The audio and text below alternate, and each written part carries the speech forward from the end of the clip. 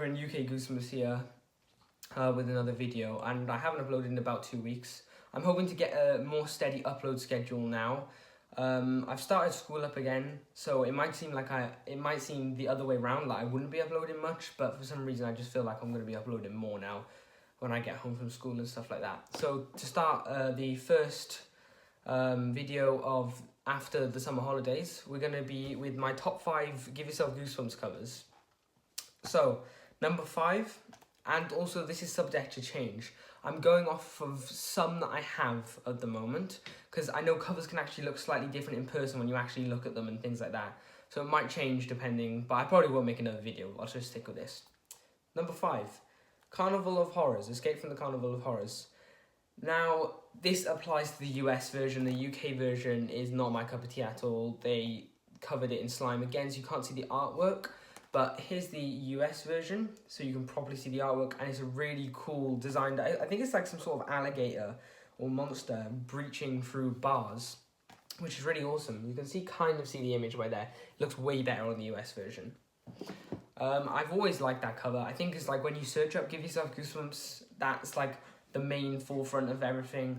Like with Cry of the Cat with Series 2000, Well, the Dead House with the OG series, stuff like that. Carnival of Horrors is just kind of the forefront because this is the first book. My 4th book in my top 5 is going to be Checkout Time at the Hotel. This might be a controversial one, I'm not too sure. I always liked this book, its cover. It doesn't seem too like digital arty. It's a little bit digital arty, but like it also looks really cool at the same time. Like some of the Give Yourself Goosebumps were definitely digital art. They weren't all hand-drawn. But I'm not too sure on this one, but I've always liked the eyes on the skull and the smile, the way he's handing the key, like he kind of, you can tell he knows that something bad's going to happen to this person. And it really portrays what this book does say, like what this book is about, the cover does. There's not a skeleton at the beginning or anything, unless I've forgotten about it. I read this about, 2 years ago now? Before I started this channel, I read that. My 3rd favourite is going to be the It's Only a Nightmare, and in my opinion, I prefer the UK version better, which is this one. The US version, they have like the blocky bits on the side with like different descriptions of like over 20 endings and stuff like that. I'm not a fan of that. I like the new, like the UK art with like the blocky like writing at the top, and I think the artwork really goes well with that. It's a really nice formatted artwork. There's no square in the middle with other stuff around it. It's just the artwork on the front, and I really like that. And I like the smile. That's really creepy, and I think the colors just all complement each other. Like the pink of the bed sheets, it kind of leads to like more of a, I guess, more abstract-y. I guess it's just cooler than just plain things. And Jacobus messes around with the covers a lot. I'm not sure if this is Jacobus, so don't quote me on that. I'm not sure who did that. But the pink bed sheets did remind me of Jacobus because he used to play around with colours quite a lot. My 2nd favourite is going to be Danger Time.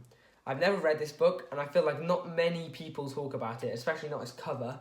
I mean, just look how awesome this cover is. Look how detailed that face is. Look at the eyebrows. If that isn't creepy, I don't know what is. That like that's a grandfather clock, obviously.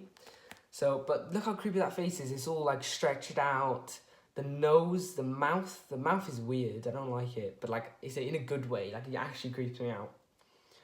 The eyebrows. So really detailed, cool cover. I really like this one. This is awesome. It's always interested me, that cover, but it doesn't get talked about as much as I think it would be. I think it should be. The cover, not the story. I haven't read the story yet. My final book, I don't actually have. Well, I have an Indian reprint of it, but I don't like the kind of weird glossy like look it has, the Indian reprint. So I'm just going to show you a picture right here. So All Day Nightmare. And I was looking through Give Yourself Goosebumps books online and on my bookshelf, and just to see what my top 5 were. And I looked in this one, I zoomed in a bit, and I was like, this wolf is really detailed. I've never really given it a second look before, but I gave this book a second look, and you got to admire how like detailed this wolf is. It kind of looks like, what's that? Oh, I'm not sure what wolf. There's like a character from a certain TV program or sort of like a film. I think it might be Kung Fu Panda or something like that. And they have a wolf in it like this, or some sort of TV show, and it's like an animated one. Oh, it was Puss in Boots, I think. And it looks like that, and it's really cool. It looks like it's leaping out towards you, and it's really detailed, this wolf.